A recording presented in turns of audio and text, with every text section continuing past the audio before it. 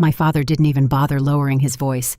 "Do we really have to stand next to a homeless-looking woman from New York?" He asked, his smile too wide, loud enough for 200 guests at his Christmas gala to hear. My brother Daniel leaned in, his voice sharp and urgent. "Anna, don't embarrass me. These people are above you." I stayed exactly where I was. Borrowed heels, a plain black coat. Every eye in the room found me, then slid away the practiced dismissal of people who knew instinctively which bodies belonged in which spaces. No one defended me, no one ever had. To them, I was the daughter who had vanished and failed in silence. The laughter that followed my father's comment was a scattered, nervous sound like a tremor in the room. A woman near the champagne table pressed her lips together, not in sympathy, but in the quiet satisfaction of witnessing someone else's disgrace. A man I didn't recognize nudged his companion, whispered something, and they both turned away with the coordinated ease of people who had already decided I didn't warrant further attention. I watched my father smooth his tie, that familiar gesture he made when trying to appear composed. He didn't apologize. He pivoted toward a couple near the bar, already launching into some story about his latest business venture, acting as if calling his own daughter unattached in front of 200 people was simply a witty prelude to the evening. My stepmother Margaret stood 3 feet away, her smile fixed and fragile. She made no move toward me. Margaret had perfected the art of being present without being involved. She could stand beside a disaster and somehow convince everyone she'd been looking the other way. Her fingers adjusted her bracelet, a small, deliberate motion that communicated to anyone watching that she, too, had noticed the stain I represented and had chosen to remain untouched by it. Daniel caught my eye from across the room. "My brother." He gave me a look that wasn't sympathetic. It was a clear, cold warning. "Stay small. Stay quiet. Don't make this situation any worse." I'd seen that look before, at my graduation, when I tried to introduce college friends. At every moment when I dared to exist as something other than a shadow in the background of their carefully curated life. The ballroom was stunning. My father had rented the grand hall of the Hartford Club, a space steeped in old money and older traditions. Crystal chandeliers scattered light across walls lined with oil paintings of long-dead founders. The Christmas tree stood 15 feet tall, decorated with ornaments that cost more than my first monthly rent. Everyone here was someone. And now here I was, his greatest embarrassment, standing in the middle of his triumph like a flaw that wouldn't lift. I remember the moment I decided not to leave. That's what the old Anna would have done, the one who believed that making herself smaller might eventually make her easier to love. But I'd spent 7 years becoming someone who understood that the space you occupy in a room isn't given to you. It's claimed. So I stayed. I found a spot near one of the tall windows where the December cold seeped through the glass and offered a sharp reminder that I was still alive. Outside, snow had begun to fall, soft and indifferent. A server passed with a tray of champagne, his eyes moving through me as though I were furniture. He didn't offer. I didn't ask. That's when I saw him enter. Thomas Reynolds, the name on every invitation. Reynolds Capital was the kind of firm that didn't need to return phone calls from people like my father. I watched Thomas work the room, moving without rushing, how people angled toward him like plants toward the sun. He had the kind of presence that money alone can't buy. My father intercepted him near the bar, hand extended, smiling too wide. I could read the raw desperation in his posture, the slight forward lean, the way his free hand gestured too broadly, trying to manufacture importance. Thomas was polite. He shook my father's hand, nodded at something said, and then his eyes moved past my father's shoulder. They found me across the room. I didn't look away. For a moment, neither of us moved. My father was still talking, gesturing toward Daniel, now trying to weave a narrative of success and family achievement. But Thomas wasn't listening anymore. He excused himself. I saw my father's face fall, the confusion flickering before he composed himself. Thomas was walking toward me. I thought about the first time I'd met him in a conference room overlooking Central Park.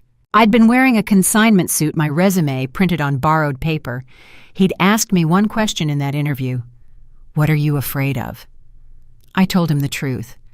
I was afraid of becoming someone who needed permission to exist. He'd hired me on the spot. Now 7 years later, he was crossing my father's ballroom with that same curious expression.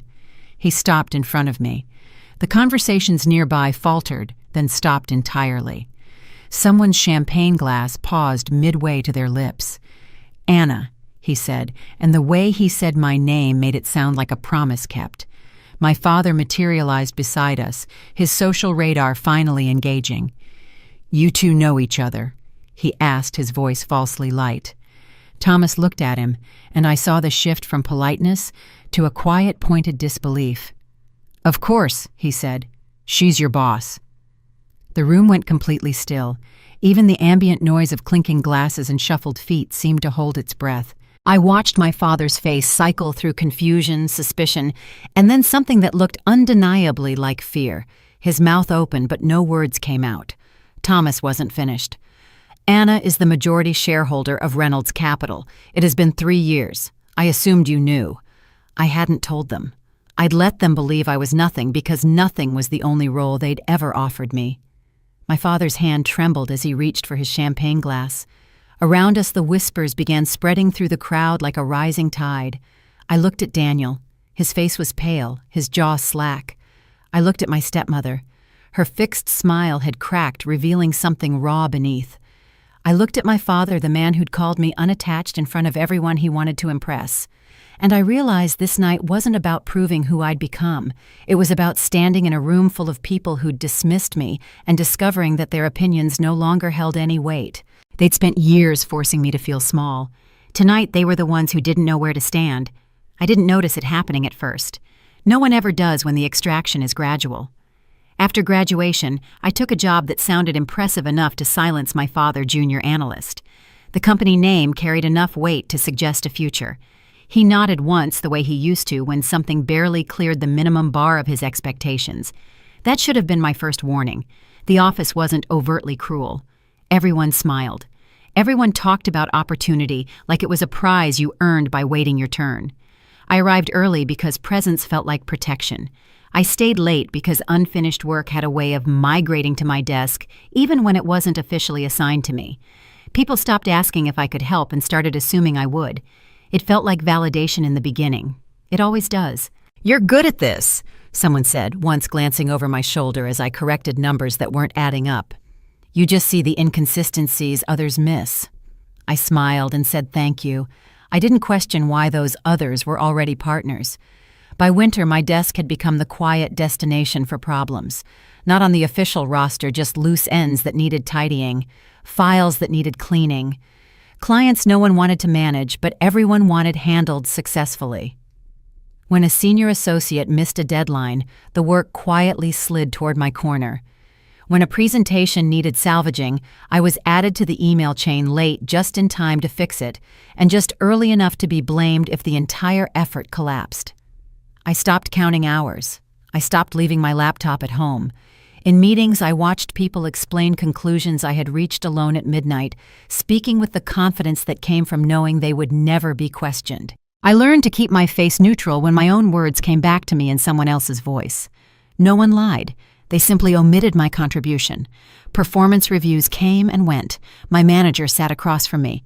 "You're incredibly dependable, Anna," he said, hands folded. "That quality is rare."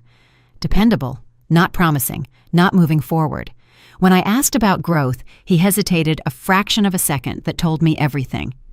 "You do excellent work," he said carefully, "but leadership roles require presence, visibility. You tend to fade into the background." I nodded, because nodding had become a reflex. I left the review with a heavier workload and the distinct feeling that I should be grateful for the additional burden. The project that finally cracked my composure arrived without ceremony. A volatile client with a history of threatening litigation. Legal gray areas no one wanted to touch. The kind of account that could erode the firm's reputation quickly. Everyone senior enough had already declined. The file appeared on my desk at 4:47 on a Friday afternoon. No meeting, no explanation. Just a note from my manager. "You're steady. We trust your reliability." Trust is a burden when it isn't paired with protection. The first week I worked until 2 a.m. every night. The second week, I stopped going home entirely. I kept a change of clothes in my desk drawer and showered at a gym 3 blocks away. By the 4th week, I had developed a minor hand tremor that appeared whenever I tried to hold a coffee cup steady. I learned details I was never supposed to know. I took responsibility for decisions no one else would endorse. When the client threatened to pull the account over a clause I hadn't written, I was the one who flew to Chicago on 6 hours' notice to sit in a conference room and absorb his anger for 3 hours, while my manager attended his daughter's recital. When my strategy prevented a significant financial loss, the relief in the office was almost audible. The partner presented the results. At the celebratory dinner, my manager raised his glass and thanked the team effort. I sat at the far end of the table and clapped along, my hands aching from weeks of effort, my name absent in a way that now felt calculated. That night, I didn't weep. I sat on the floor of my tiny apartment laptop still open, my hands still shaking. I hadn't eaten a full meal in 3 days. My reflection in the dark window looked like someone I didn't recognize, hollow-eyed, gray-skinned, a machine running on fumes. The realization didn't arrive as insight. It arrived as exhaustion too complete to sustain the necessary illusions. They weren't mentoring me toward partnership. They weren't preparing me for advancement. They were utilizing me because I was reliable, because I absorbed pressure without pushing back, because I lacked the powerful connections that would force them to be careful with me. I thought of my family then, of how my usefulness as a caretaker after my mother's passing had been mistaken for love. The pattern felt devastatingly familiar. I started paying attention, not with anger, but with absolute clarity. I noticed who spoke freely and who waited for an invitation, who was forgiven for catastrophic mistakes and who was quietly removed from the circulation list. I watched how credit consistently moved upward while accountability flowed down. It had nothing to do with intelligence. It had everything to do with who could afford to leave. 3 weeks after the celebratory dinner, my manager dropped another last-minute task onto my desk as I was gathering my things. It was the 4th time that month. "Can you handle this tonight, Anna?" he asked casually. I looked at the file, then at him holding his car keys, his coat already on. The word came out before I had consciously decided to say it. No. The pause that followed was the loudest sound I had ever heard in that office. "I'm sorry." His voice carried genuine confusion, as if I had spoken in a foreign language. I said no. My voice was steady, though my heart was hammering. "I'd like to understand how this specific task fits into my defined role moving forward." "Well," he said, choosing his words carefully, "we all need to be flexible to grow in this environment." I nodded slowly, putting my bag down. "I have demonstrated flexibility," I said. "Now I require clarity." After that, the air between us became thin, not outright hostility, but a sharp suspicion. I was still given work, but now there were guarded glances. When I didn't immediately volunteer for extra work, someone else had to, and the inconvenience showed on their faces. For the first time, I understood what had always been true. They hadn't valued me because I was quiet and competent. They had valued me because I didn't resist. And the moment I did, even politely, I became an inconvenient problem. I didn't resign. Not yet. I stayed long enough to map the machine, long enough to learn where the real leverage lived and what information was truly valuable. They thought they were draining my potential. They didn't realize I had stopped pouring myself into their system. Quietly, methodically, without telling a soul, I began preparing for a career that didn't require anyone's permission. They never noticed, and that, in the end, was their irreversible mistake. The conversation that formally severed my life from my family happened on a Saturday afternoon in April. I remember the weight of the day, knowing I should have been studying for final exams in my New York apartment, but instead driving back to Connecticut. My father's voice on the phone had been clipped professional, demanding my presence to discuss something important. I knew instantly it wasn't good news. My father never called me for celebrations. I arrived just after noon. Margaret's prize roses bloomed along the meticulously kept walkway. Daniel was already there, sitting rigidly in the living room, avoiding my gaze. "Anna," my father's voice cut through the silence, "Come into the study, please." The study was always his place of judgment. Dark oak leather chairs, walls lined with books that served as decoration rather than reading material. He sat behind his desk like a monarch about to deliver an edict, with Margaret standing guard beside him. I sat in the chair across from him, the same chair that had absorbed a decade of his disappointment in me. "We need to talk about your future," my father began, his hands clasped on the dark wood. I waited. "Margaret and I have been discussing your situation, and we're deeply concerned about the professional path you've chosen." My situation. I was a problem, a variable that needed to be managed, not a person to be respected. "I'm on track to graduate with high honors," I stated, keeping my tone flat. "I have 3 competitive job offers in finance already." "In New York," he countered, emphasizing the city's name as if it were a synonym for recklessness. "Yes, in New York." He leaned forward, a practiced, persuasive gesture. "We think you should reconsider. Come home. I can get you a position at the firm. Daniel will be taking over the Hartford office eventually, and we could use someone discreet to handle the administrative side." Administrative side. After 4 years of relentless academic and professional struggle to reach the top ranks of my university.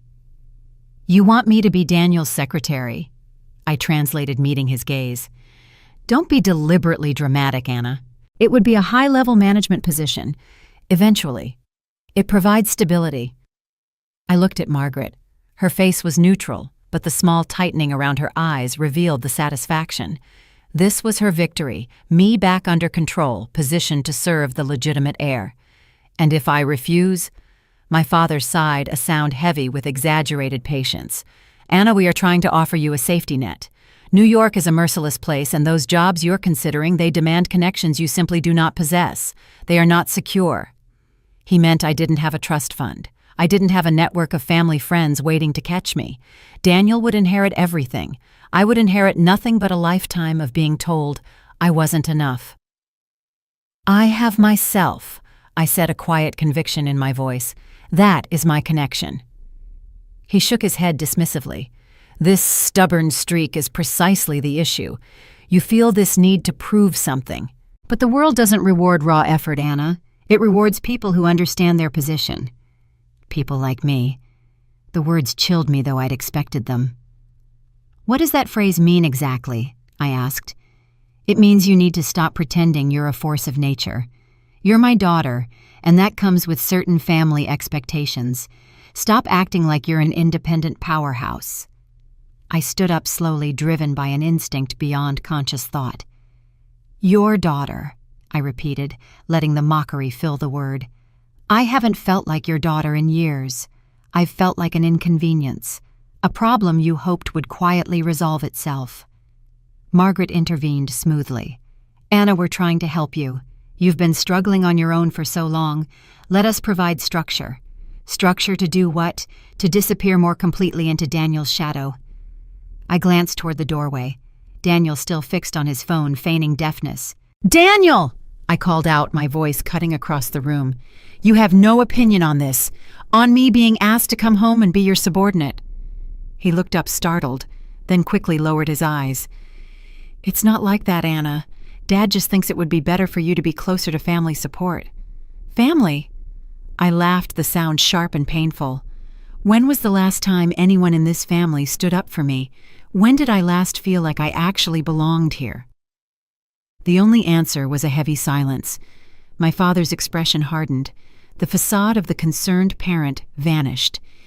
"If you leave," he stated, his voice now flat and definitive, "if you walk out of this house and go back to New York against my wishes, you are entirely on your own. Don't expect any financial support. Don't expect any professional connection ever. I will make it clear to everyone in my network that you chose to sever ties.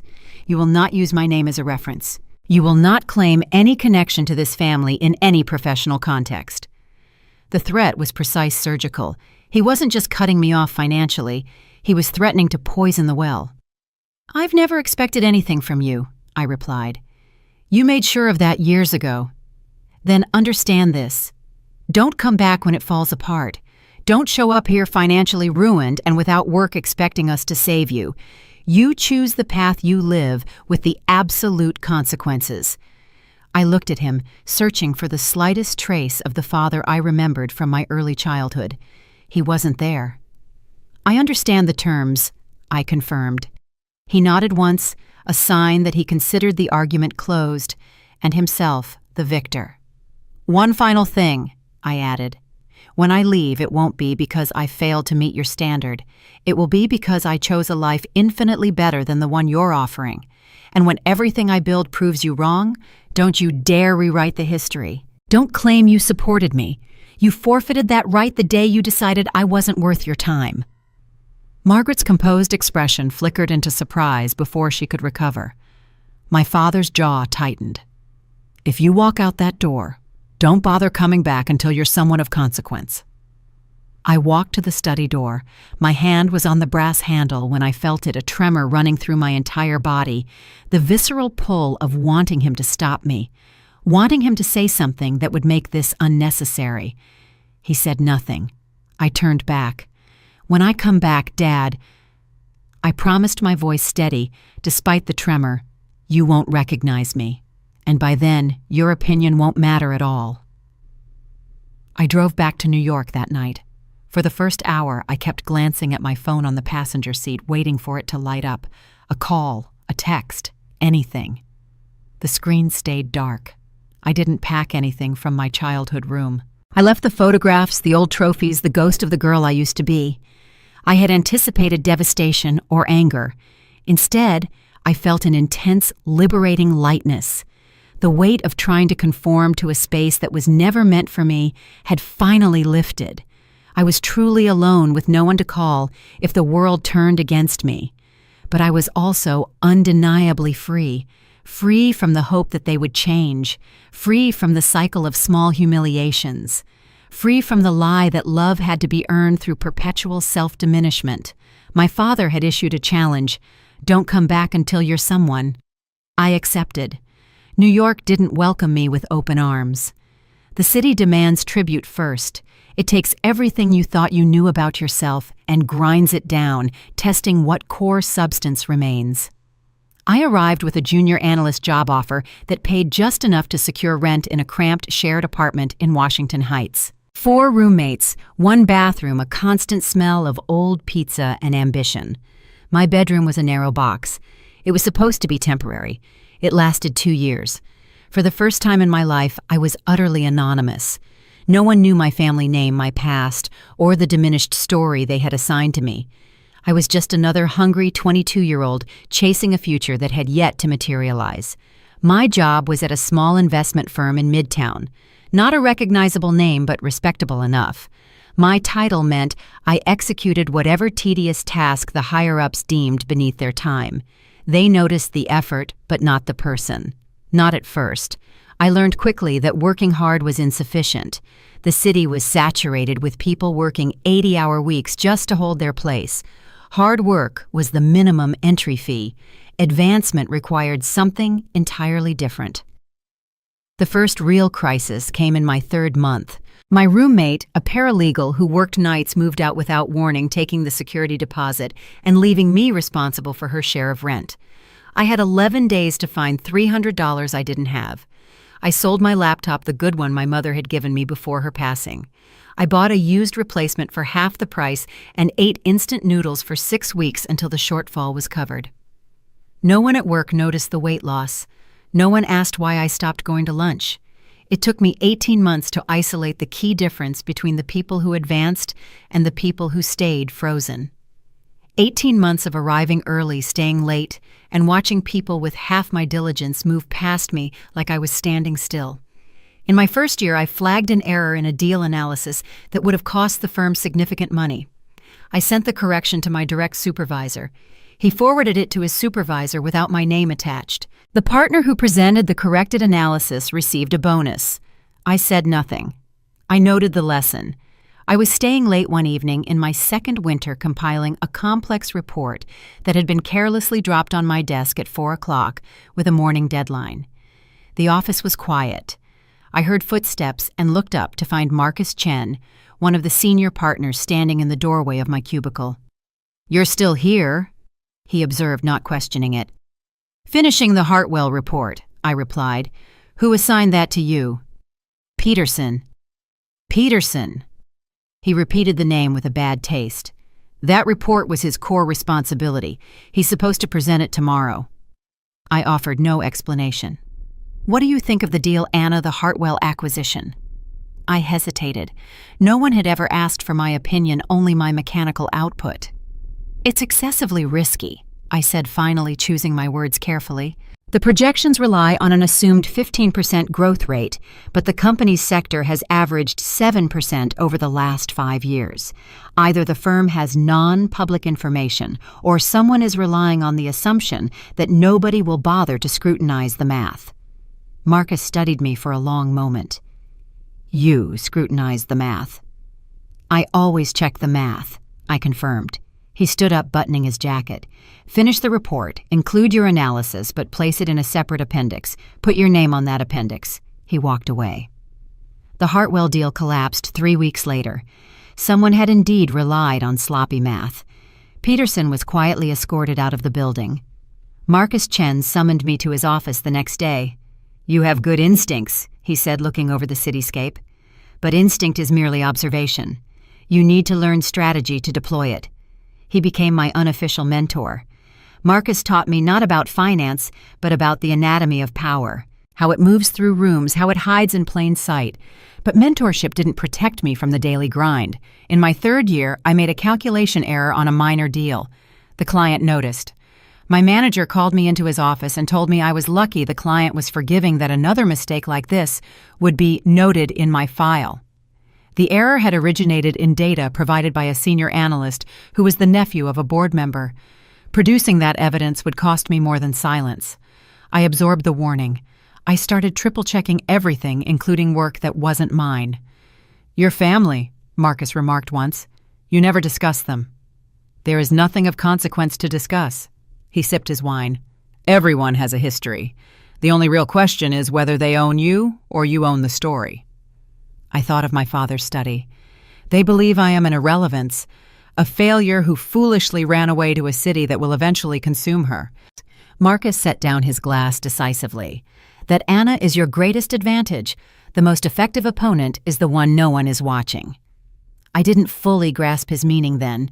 I was 34, and I was about to embark on the next level. I moved out of Washington Heights, then into a small, entirely private apartment in Brooklyn.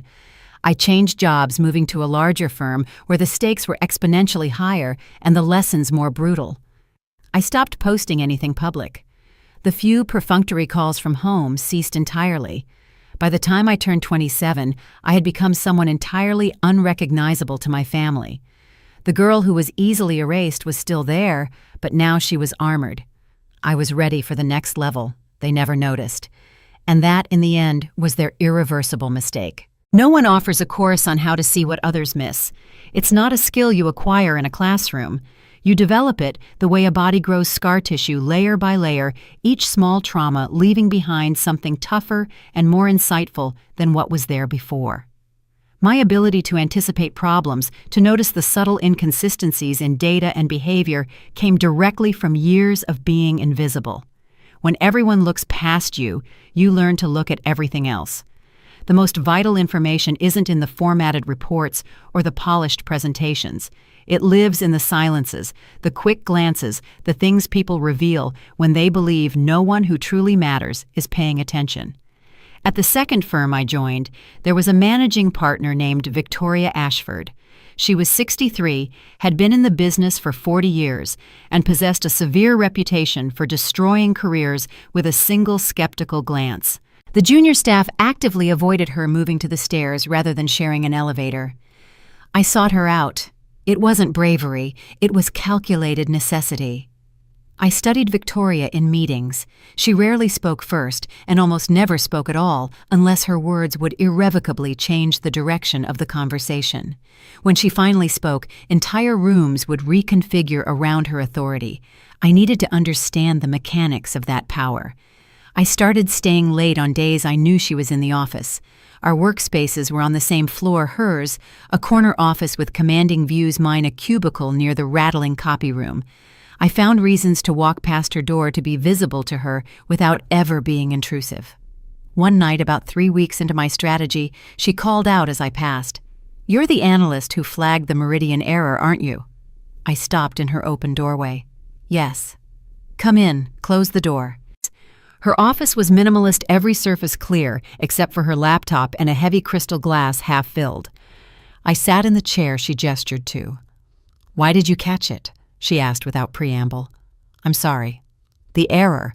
3 senior analysts with decades of experience reviewed that deal before it came to your desk. None of them saw the discrepancy you flagged." "Why did you—" I considered the question. The honest, simple answer was also the most potent truth.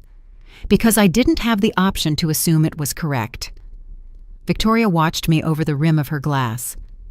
"Most people assume correctness. It's faster, it's easier, it requires less personal risk. I don't have the luxury of assuming anything." "And why is that, Anna?" I met her sharp, unflinching gaze. "Because if I am wrong, there is no one who will defend me. I don't possess the kind of background that affords second chances." Something subtle shifted in her expression. Not sympathy, which Victoria seemed incapable of, but a sharp, clinical recognition. "Good," she said, nodding once. "Use that deficiency."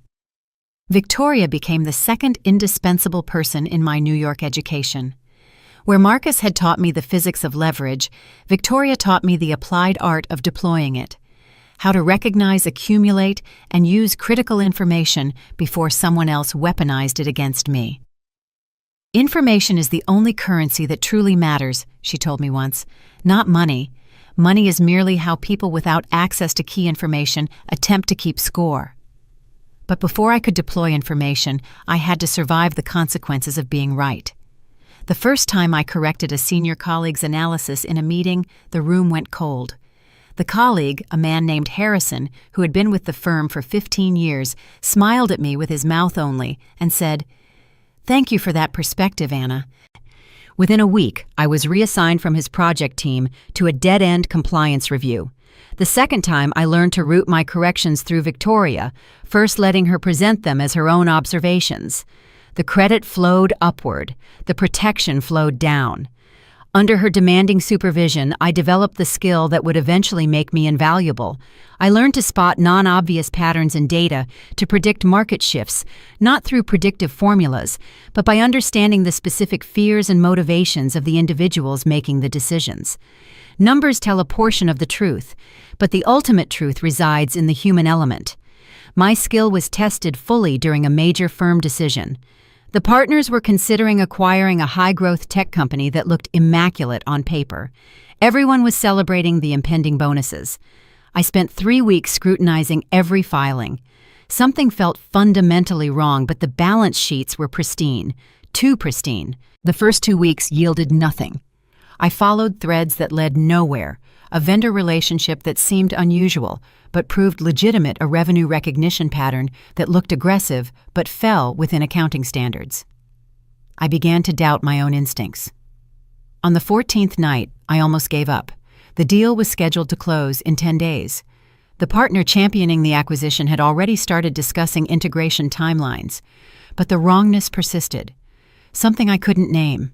I dug deeper, focusing on subsidiary filings, working backward through 3 years of amendments to corporate structures. On day 17, I founded a shell company registered in Delaware that held the majority of the tech company's liabilities. The debt was absent from the primary financials because technically it belonged to a different entity. However, that shell was wholly owned by the founder, meaning the debt would be absorbed by the acquirer U.S. I presented my findings to Victoria. She looked at the documentation for exactly 90 seconds before picking up her phone. 2 hours later, the acquisition was dead. The partner who had championed the deal, a veteran of 20 years, was asked to clear his office by the end of the week. No one outside that small circle knew I had been the one to uncover the catastrophic flaw. Victoria ensured my anonymity. "You are not ready to be visible," she explained calmly. When you take credit for ending a deal this large, you create powerful permanent enemies. If you create enemies before you have the power to survive them, you will not survive at all. So I maintain my invisibility, for now. But there is a crucial difference between being invisible because others dismiss you and being invisible because you choose it. The first is a weakness. The second is a powerful strategic advantage. I thought of my family all the years I was erased against my will. Now I was choosing my own erasure, and the choice made all the difference in the world. The firm's subsequent success was attributed to cautious, smart leadership. My name appeared nowhere in the annual report, nowhere in the press releases. But Victoria knew. And more importantly, I knew. It was then that I began building something entirely my own. It started small. On weekends, I tracked opportunities the firm had ignored, deals that didn't fit their rigid portfolio but held non-obvious potential. I analyzed sectors they'd overlooked, companies too small to attract their established attention. But analysis without capital is academic exercise. I had saved aggressively since my first paycheck, living in apartments smaller than what I could afford, declining the lifestyle inflation that consumed most of my peers. By my 5th year, I had accumulated enough for a meaningful seed investment, not life-changing money, but enough to have skin in the game. I made 3 small investments in my first year of quiet independence. 2 failed completely. The third returned my capital with modest gains. The failures taught me more than the success. I learned that being right about potential meant nothing if the founder couldn't execute, if the timing was wrong, if 100 variables I hadn't considered conspired against the outcome. I wasn't planning to leave the firm immediately, but I was preparing for a singular independence. The opportunity that changed everything came from an unexpected source. A founder I'd met briefly at a conference reached out looking for seed capital for her education technology platform, designed to help first-generation college students navigate financial aid. The numbers were modest but compelling. The market was underserved. And the founder's pitch, her fierce, unyielding drive, reminded me so much of myself at 22. I knew no one who would be interested in this scale of investment, but I knew someone who might know someone. I called Marcus Chen. "There's something I want to show you," I said. "It's not for the firm, it's for an independent strategic investment." He was quiet for a long moment. "Dinner, Saturday. Bring everything you've developed." That dinner was the inaugural step toward everything that followed. Marcus didn't invest himself, but he introduced me to someone who did. And that led to another introduction, which led to another, until I wasn't merely an analyst anymore. I was quietly constructing a foundation that no one could take away from me. The invitation arrived on a routine Tuesday afternoon, nestled between emails about compliance and quarterly reports.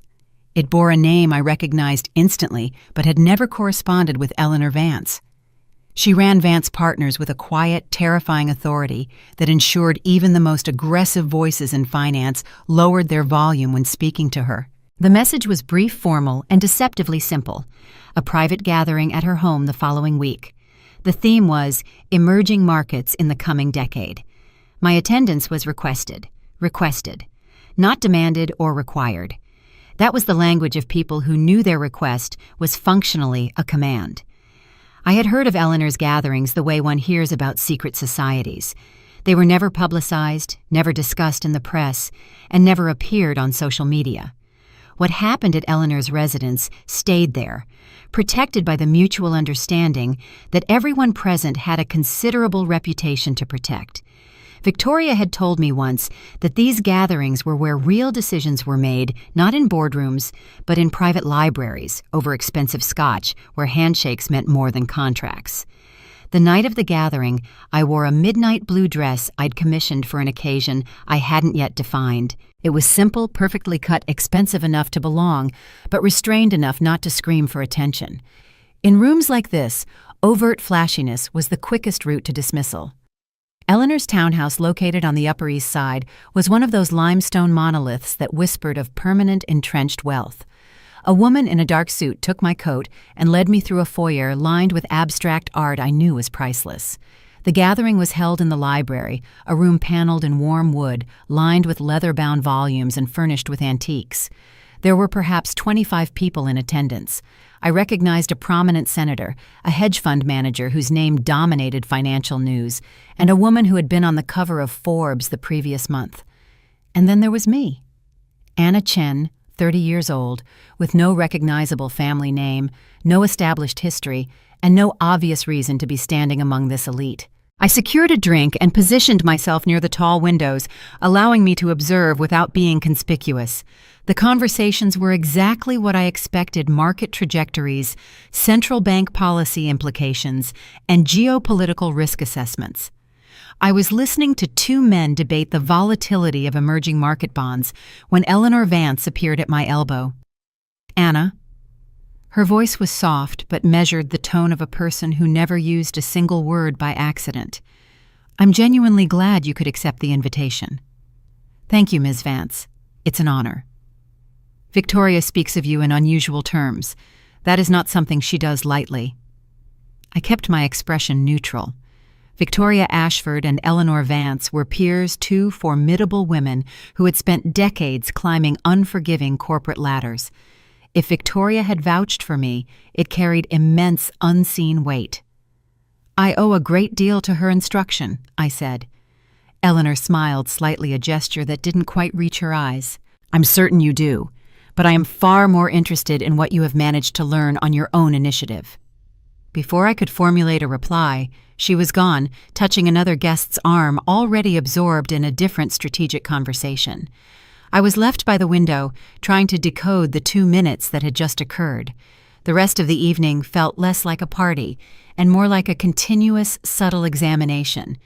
People approached me, introducing themselves and asking questions that seemed conversational but were clearly designed to probe my knowledge. What was my view on the Fed's latest minutes?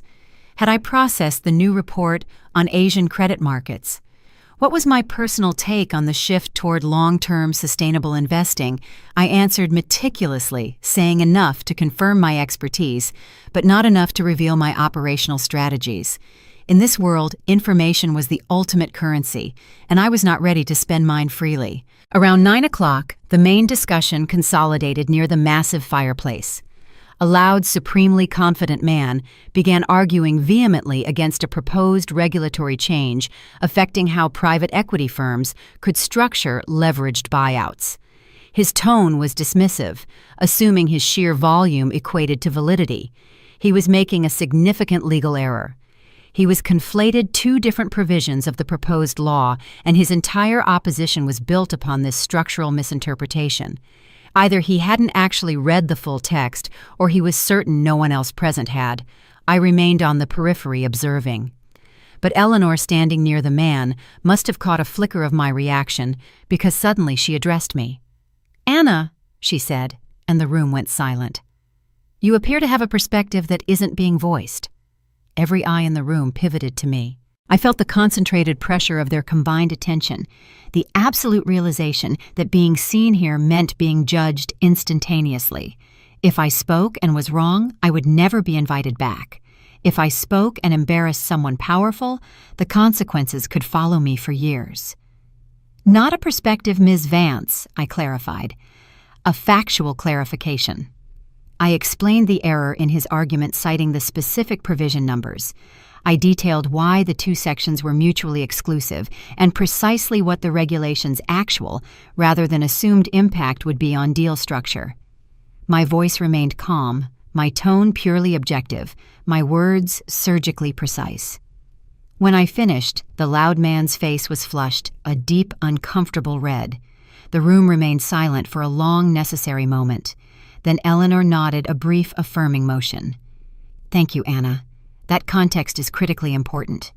The conversation immediately pivoted, abandoning the man's flawed position. I could feel the atmosphere shift around me, the subtle recalibration of every person's interest. I had spoken, and I had been definitively correct. In this ecosystem, that combination was both rare and inherently dangerous. The man I had corrected found me later near the bar. His expression was pleasant, controlled. "Impressive," he said. "Not many people would have risked contradicting me in this particular room." "I didn't contradict you. I corrected a factual error." "Semantics." He smiled, but his eyes were cold. "I'll remember this conversation, Ms. Chen." He walked away before I could respond. As I was leaving, I noticed a distinguished silver-haired man watching me from near the door. His face suggested he had witnessed enough in life not to be easily impressed. He didn't approach. He simply nodded once, a gesture of acknowledgement, and turned away. I learned his name the following week when Victoria mentioned that Thomas Reynolds had asked about me. "Asked what?" I said, keeping my voice neutral. "Who you were, where you came from, whether you were as sharp as you appeared or simply lucky." "What did you tell him?" Victoria's expression didn't change. "I told him luck had nothing to do with it." It would be another 4 months before Thomas Reynolds and I spoke directly. 4 months of being in the same rooms, nodding across crowded gatherings, building a recognition that neither of us rushed to formalize. When he finally approached me at a smaller dinner, fewer witnesses, his first words were not flattery. "You've been patient," he said. "I've been watching," I replied. "The same as you." He smiled, then the first genuine expression I'd seen from him. "Victoria was right about you." He reached into his pocket and produced a thin, elegant card. "When you reach the stage where you are ready to construct something significantly larger than your current structure, call me directly." He was gone before I could formulate a response, disappearing into the night like a powerful disruptive possibility. I stood on the sidewalk holding the card that felt unnaturally heavy, realizing that the independent life I had so carefully constructed was about to be irrevocably changed. The first time someone actively attempted to derail me, I didn't recognize it for what it was. That is how the best manipulations work. They never feel like an attack. They always feel like a coveted opportunity. I had been at the firm for 4 years when Martin Price, a senior partner, decided I was the permanent solution to all his professional shortcomings. Martin was a man who had been consistently promoted beyond his genuine competence and spent his days carefully managing the illusion of his productivity. He possessed an incredible talent for claiming credit for successes and effortlessly deflecting all subsequent blame. He started subtly. A request for discreet assistance on a report he was struggling with. A late-night email asking me to sanity check a complex financial model. A casual mention that he was profoundly impressed with my diligence and wanted to begin collaborating more closely. I was initially flattered. I should have recognized the alarm bells. Within 6 months, I was effectively executing half of Martin's official duties while he retained his full salary and bonus potential. I was the one who worked past midnight fixing his strategic missteps. I was the one who caught the numerical errors in his client presentations. I was the anonymous engine that made him look brilliant and highly competent in front of clients who would never even learn my name. The arrangement was positioned as mentorship. It was in practice a form of professional parasitism. Martin developed habits. He would forward emails to me at 11 at night with a single line, "Thoughts by morning." He would add my name to project teams after the kickoff meeting, ensuring I inherited responsibilities without input. He would schedule strategy sessions that were actually requests for me to prepare his talking points for his own meetings. When I tried to set boundaries, suggesting that some requests fell outside my role, he would grow quiet, then mention casually how competitive the upcoming review cycle would be, how important it was to have senior advocates in one's corner, how easily promising careers could stall without the right support. The implicit threat was never spoken directly. It didn't need to be. The breaking point arrived during an acquisition deal that should have cemented both our careers. It required months of meticulous due diligence negotiations that ran into the early hours of the morning and a level of strategic foresight that Martin was entirely incapable of. I supplied the foresight. Martin supplied the confident public presentation. In the final week before closing, I made an error.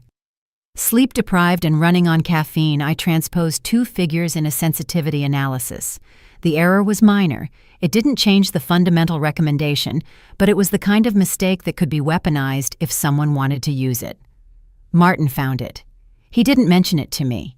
Instead, he mentioned it to a senior partner in passing, framing it as something he had caught and corrected himself, adding that perhaps Anna was taking on more than she could handle. I learned about this secondhand from a colleague who thought I should know. I fixed the error that night.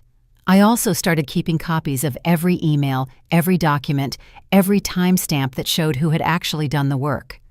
When the deal successfully closed, there was an extravagant celebration in the largest conference room. Champagne was poured freely, formal toasts were given, backs were slapped. Martin stood at the center accepting congratulations like a hero returning from a victorious campaign. My name was mentioned exactly once in a quick dismissive aside as someone who had efficiently helped with the foundational research. That night alone in my small apartment, I looked at the business card Thomas Reynolds had given me 6 months prior. I still hadn't called. I continued to tell myself I needed more tenure, more unassailable credentials, more proof that I was worth the immense risk he represented. But the real reason was much simpler. I was terrified. Terrified to leave the stability of a known system, however flawed. Terrified to step into a stratosphere where I would be judged solely on my own name without the safety of a major team to fade behind. Terrified that my family's lifelong judgment was right, that I was only ever destined to be an excellent invisible support system for someone else's true ambition. I carefully placed the card back in my drawer. But the next day I stopped working weekends for Martin Price. The change wasn't confrontational. I simply began saying no to all requests that fell outside the clearly defined scope of my duties. When Martin asked me to overhaul his presentations, I politely informed him I was dedicated to my own priority assignments. When he attempted to schedule urgent late-night strategy meetings, I had immovable prior conflicts. His reaction was immediate and revealed the entire foundation of our transactional relationship. "You're being incredibly selfish, Anna," he hissed one afternoon, cornering me by the office's beverage station. His voice was low, tightly controlled, the tone of a man whose habitual entitlement was being challenged. "I've personally invested significant capital in your development here. The minimum you owe me is to be a cooperative team player." "I am a team player," I responded, meeting his gaze. "But genuine teams require contributions from more than a single member." His face darkened, losing its polished sheen. "You are making a serious, irreversible mistake. People like you require people like me. Without my direct sponsorship, you will stagnate at this firm." I thought about all the midnight hours I'd spent salvaging his reputation while he slept peacefully, all the credit he had effortlessly absorbed for my original ideas, all the times he had strategically placed himself between me and any opportunity for deserved recognition. "Perhaps," I conceded, "but I have decided I would prefer to fail on my own honest terms than to succeed spectacularly on yours." The retaliation was swift, calculated, and perfectly predictable. Martin began systematically excluding me from crucial operational meetings. My name was removed from critical projects I had personally been leading. Quiet whispers began circulating through the executive floor. I was difficult. I harbored a chip on my shoulder. I wasn't a team player, after all. A senior associate stopped me in the hallway to mention with false concern that she had heard I was struggling with the workload. Another colleague asked if everything was okay at home. The whisper campaign was professional, deniable, and devastatingly effective.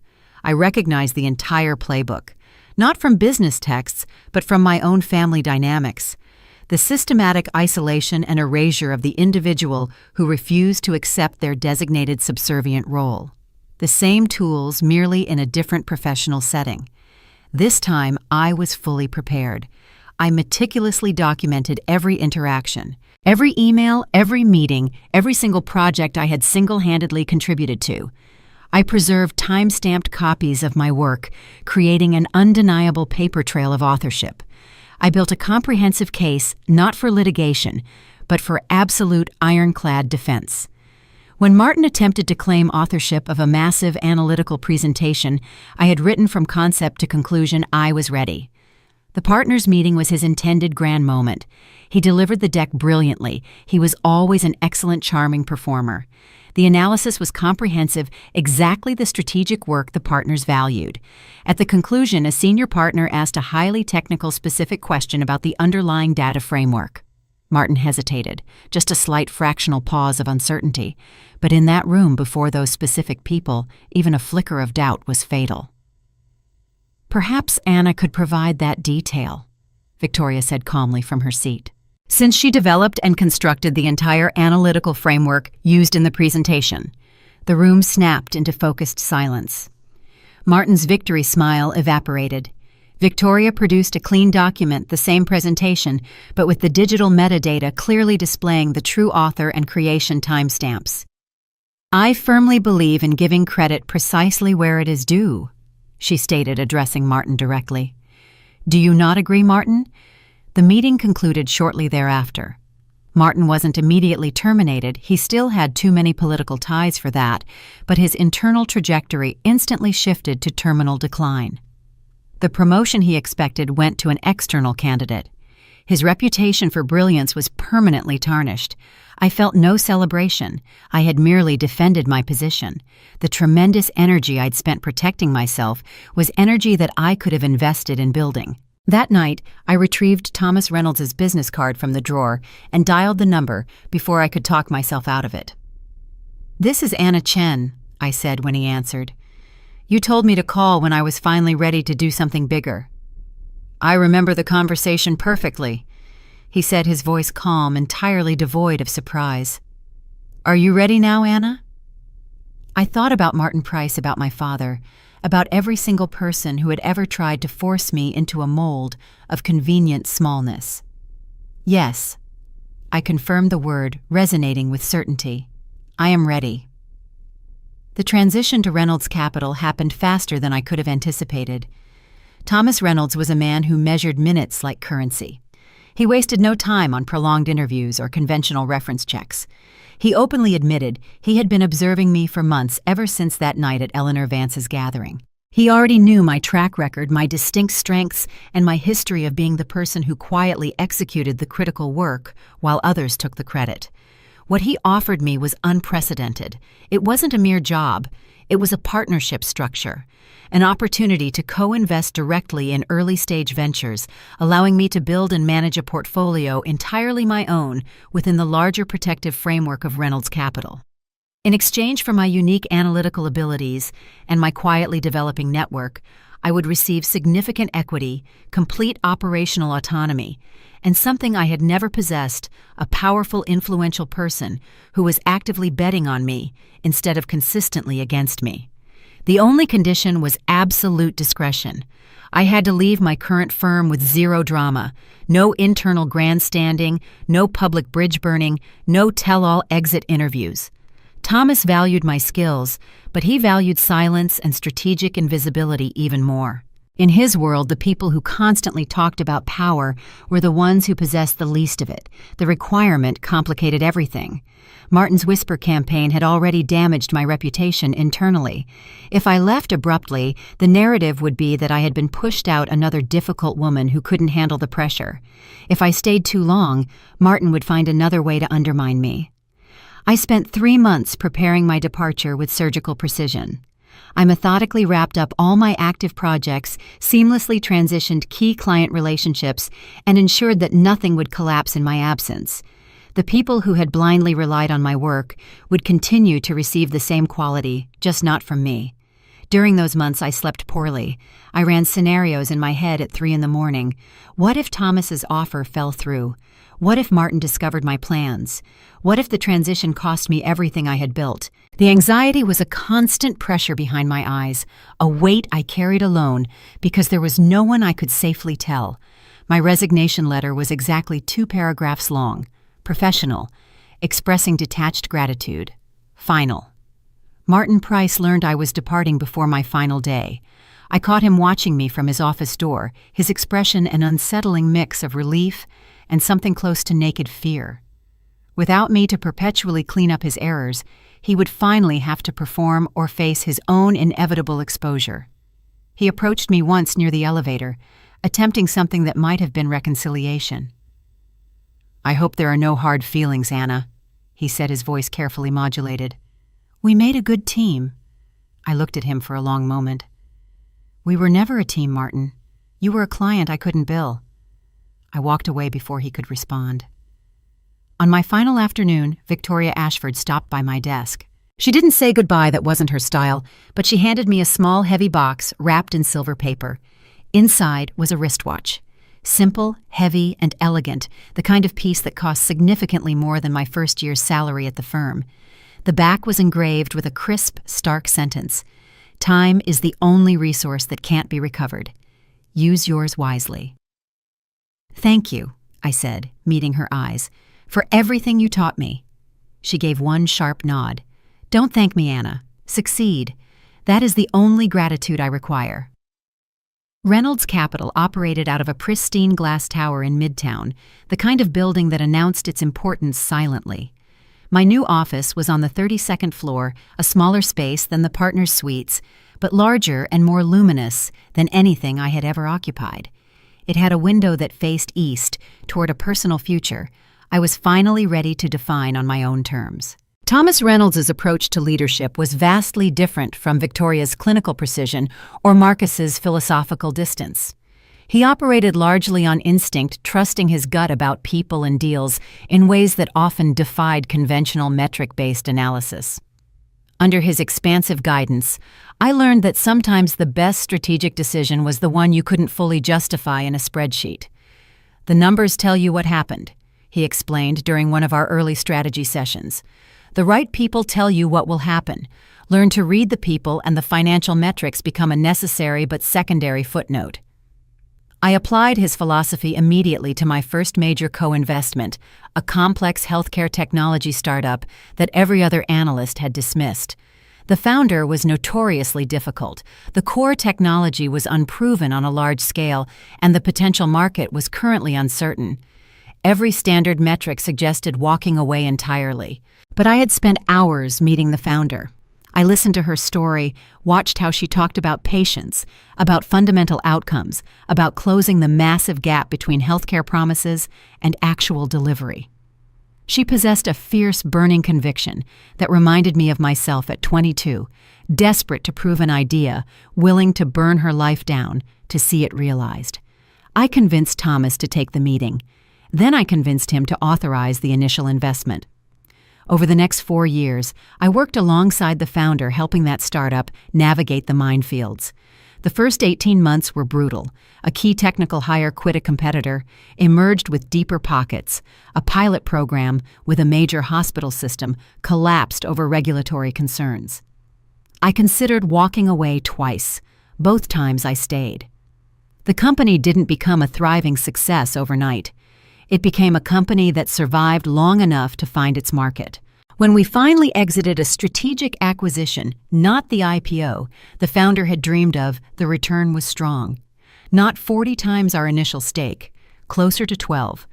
But 12 times earned over 4 years of genuine difficulty meant more to my reputation than any fantasy multiple. The years that followed were not a straight line. By 32, I had built a portfolio that looked impressive on paper, but included 2 significant losses that kept me awake at night. By 33, I had secured a seat at tables I once couldn't have entered, but I also watched a deal I championed collapse in ways that nearly cost me Thomas's confidence.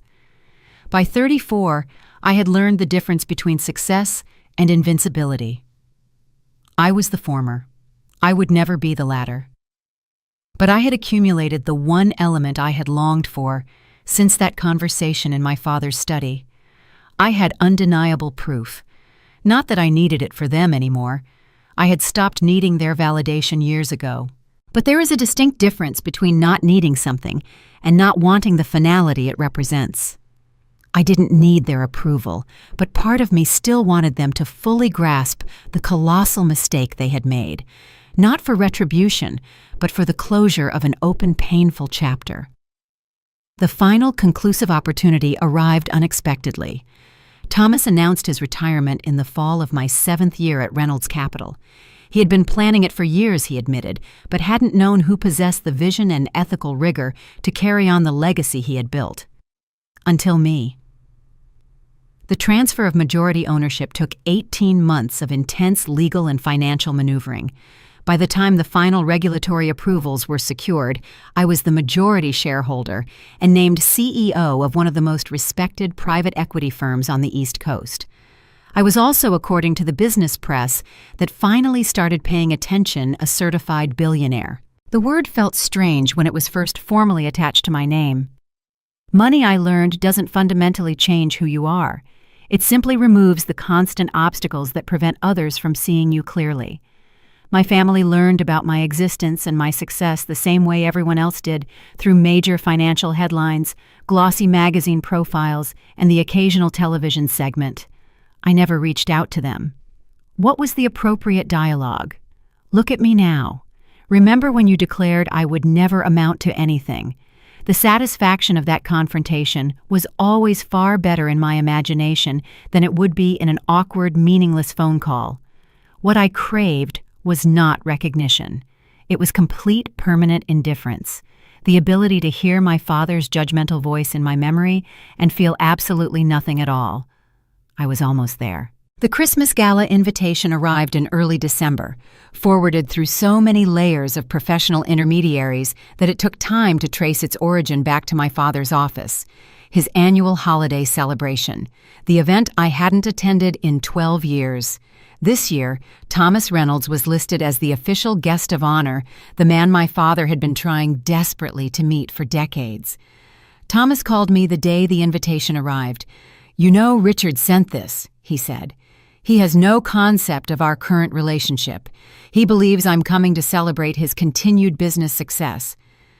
I looked out my window at the Manhattan skyline, at the concrete and glass city that had tested me, tempered me, and turned me into someone my family would never comprehend. "I know," I said. "Are you going to accept the invitation?" I thought about the girl who'd stood in that dark study, told she was essentially worthless. I thought about the woman who had quietly constructed a massive empire from the rubble of that rejection. I thought about the immense space between those two individuals. Yes, I set a sense of cold, perfect finality settling over me. I'm going. Not for retribution, not for vindication, but because some narratives demand a definitive ending, and this one had been left open for far too long. The 2 weeks preceding the gala felt like the absolute calm before a storm I was no longer afraid of facing.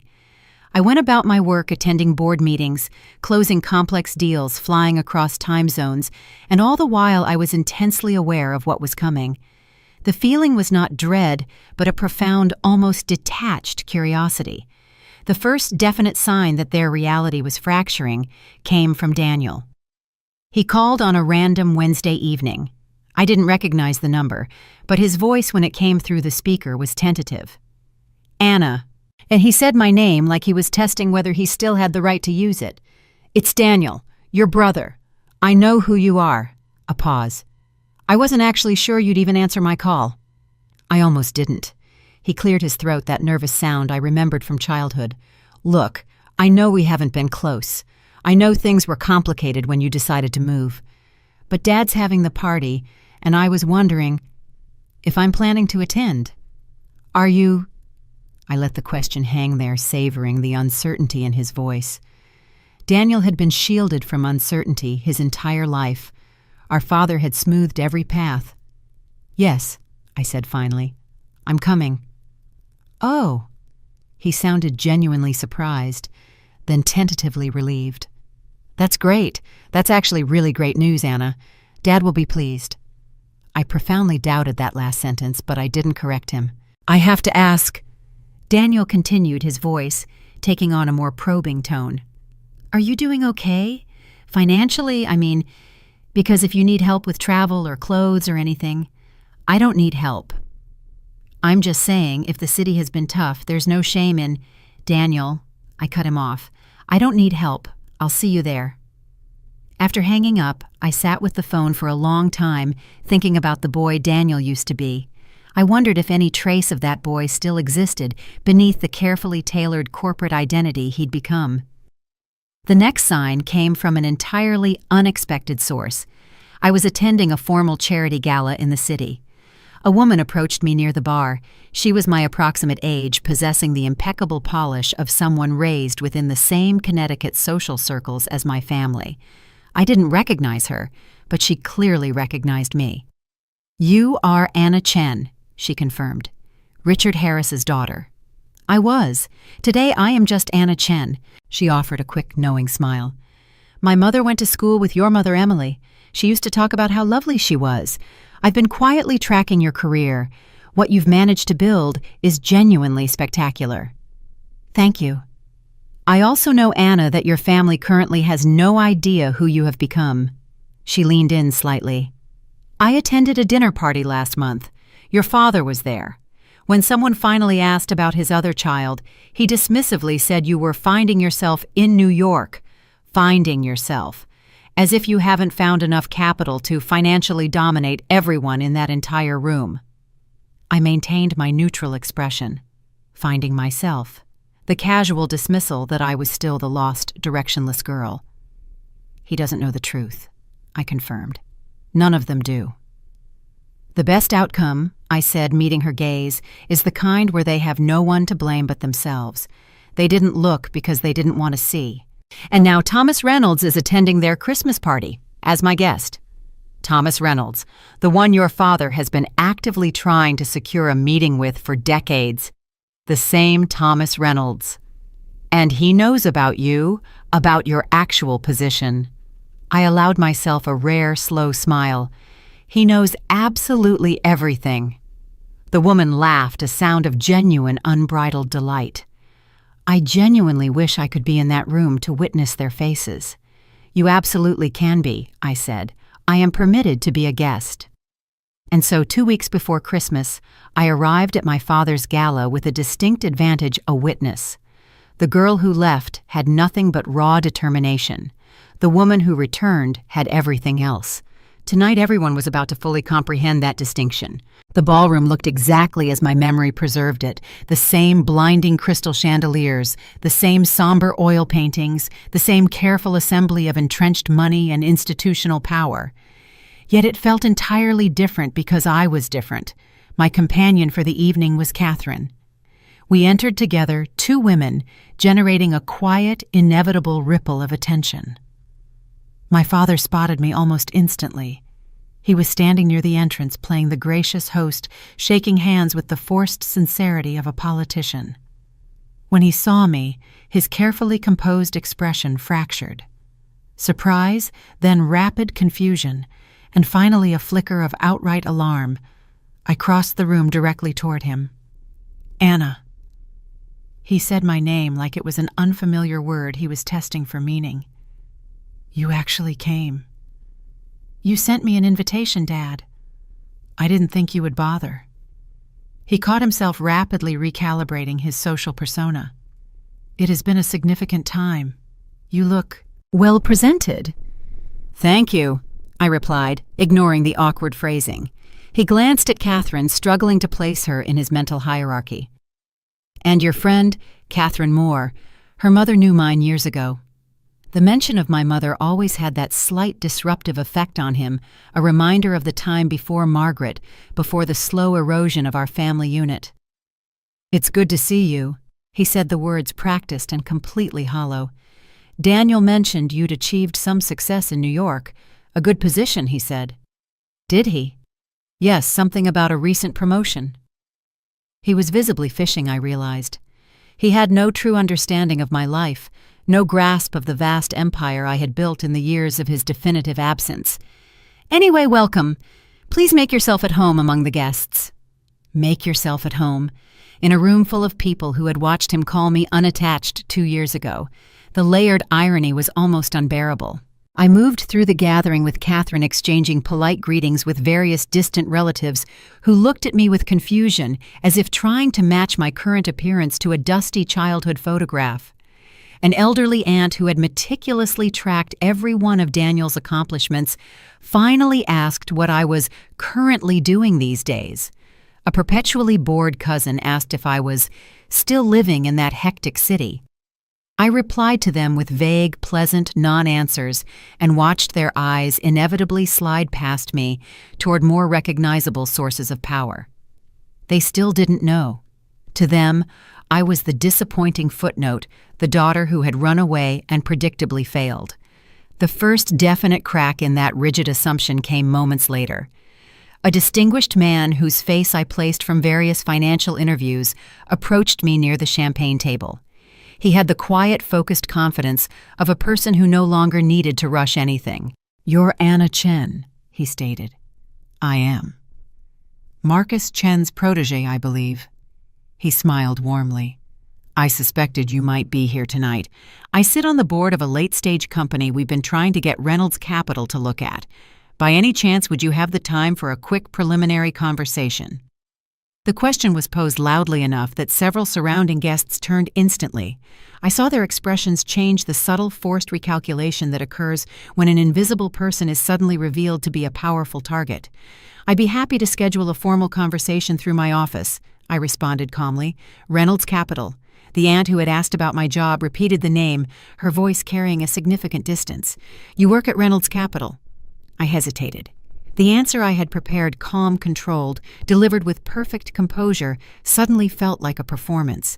For a fraction of a second I considered softening it, qualifying it, making the truth easier for them to absorb. Then I remembered 1,000 small moments when they hadn't softened anything for me. "I own Reynolds Capital," I clarified simply. The silence that followed immediately choked the surrounding air. I watched the profound, instantaneous transmission of the information. It traveled from one shocked guest to another in barely concealed stares and sharp, disbelieving whispers. "Own."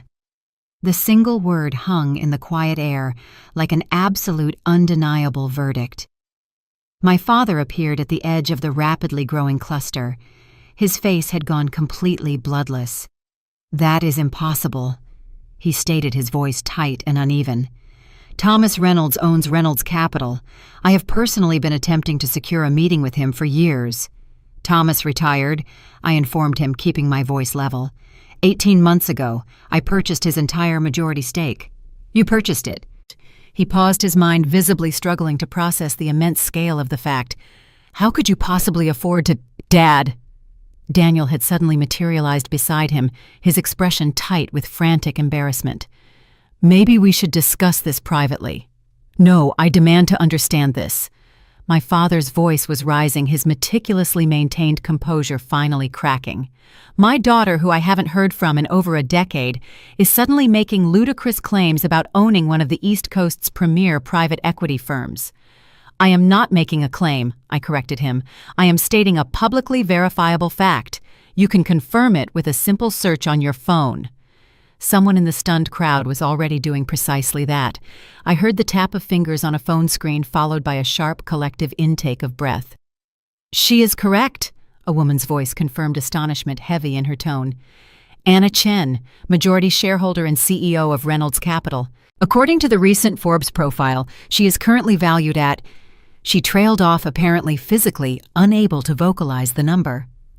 The room was now perfectly, deafeningly still. I looked directly at my father, the man who had demanded I not return until I was someone who had casually called me useless, who had spent a decade erasing me from his family narrative because I was an uncomfortable fit. "Thomas Reynolds is listed as the guest of honor tonight," I said quietly, ensuring every frozen face could hear me. "He is attending this gala because I personally asked him to be here, because I decided it was time my family met the man who believed in me when they chose not to." My father finally made a sound, a strangled, desperate mix of a laugh and a choke. "Built it," he whispered hoarsely. "She was supposed to be a nobody. She was merely finding herself in some tiny New York apartment." Thomas's expression became cold. "Richard," he said, his voice quiet but carrying absolute authority, "I'm not here to rewrite your family history. I'm here because Anna asked me to be." He paused, letting the implication settle. "Everything else you need to know is a matter of public record." The silence that followed was the moment that changed everything permanently. I looked around at the faces of my distant relatives, the aunts and cousins who had never asked about my life, the stepmother who had spent years making me feel acutely unwelcome, and the father who had definitively told me I would never be anyone of consequence. And I felt a profound, satisfying emptiness. Not triumph, not anger, not even vindication. Just the quiet, powerful knowledge that I had decisively won a game that they were utterly oblivious they were participating in. The evening continued mechanically as all formal events must, but the fundamental atmosphere had been irrevocably altered. The party that my father had intended to be his annual triumphant showcase of personal and corporate success was now solely defined by an unforeseen crushing revelation. Every conversation, regardless of its starting topic, seemed to inevitably orbit around me, even when I was standing deliberately across the room. Thomas remained by my side, not physically shielding me, but strategically anchoring my position. His mere presence served as a constant, powerful reminder to every guest that their long-held narrative about me had been permanently supplanted by a documented, highly public truth. The formal toast portion of the evening arrived the part where my father traditionally delivered a lengthy, self-congratulatory speech, thanking everyone for their loyalty. He took the temporary stage at the front of the ballroom, clearing his throat into the microphone with the weary air of a man who had entirely lost control of his own script. "Thank you all for taking the time to be here tonight," he began, the words coming automatically devoid of his usual conviction. "As many of you know, this annual gathering is a chance for our firm to celebrate the past year's victories and look forward to the next." He paused a significant, uncomfortable gap. His eyes scanned the crowd and found me. "It is also, of course, a chance for our families to converge." He continued, his voice thin and forced. "And I am particularly pleased that my daughter Anna was able to join us this year." The acknowledgement caused another immediate ripple through the room. I saw eyebrows arching higher, people leaning in to whisper a repetition of the earlier devastating fact. "Anna has been diligently pursuing her career path in New York." My father continued, the strain now audible in his voice, "and I am naturally proud of everything she has managed to accomplish." Proud. The word resonated in the air like a profound, transparent lie that everyone present immediately recognized as false. A distinguished man near the front tables raised his hand, overriding the polite silence. "Richard, if you'll excuse the directness, is the information correct? Is your daughter the current CEO and majority owner of Reynolds Capital?" My father's jaw visibly tightened. He hesitated, then issued a tiny, defeated nod. "That appears to be the undisputed case, yes. And you were entirely unaware of this fact until tonight." The question asked, with an innocent journalistic curiosity, was professionally devastating. How could a father remain entirely ignorant that his own child had risen to become one of the most powerful, successful business leaders in the country? The question itself exposed a catastrophic failure of attention and familial connection. Our family has unfortunately been focused on different and distinct priorities. My father managed struggling to maintain his composure. We experienced a period where we sadly lost touch over the years. Lost touch. The man repeated the phrase, turning it over like a cheap, damaged coin. "I see." The truncated speech that followed was short, halting, and intensely awkward. My father had clearly prepared long remarks detailing his own firm's modest successes. Daniel's assumed inevitable rise in the company and the powerful family legacy he was diligently constructing. Now those words sounded utterly hollow, rendered irrelevant by the revelation that the very family member he had permanently dismissed had silently built a financial entity that overshadowed his entire life's work. When he finished speaking, the applause was polite, immediate, and noticeably muted. The real inescapable damage occurred in the professional conversations that immediately resumed. I happened to overhear two of my father's longtime business associates standing near the bar area. I still cannot believe Richard didn't know this about his own daughter. More crushing than that, he spent years telling people she was the difficult one, the absolute failure who refused to follow his prescribed program. He told clients she was utterly unremarkable. And now she could buy his entire struggling company with the change in her expense account. They didn't realize I was standing close enough to hear every syllable, or perhaps by that point, they simply ceased to care about his delicate feelings. My father's desperate attempts to network through the remainder of the evening were total failures. Conversations that should have revolved around his quarterly achievements kept inevitably circling back to pointed questions about me. Did he possess intimate knowledge of the healthcare deal? Had he seen the stunning profile published in Fortune? Did he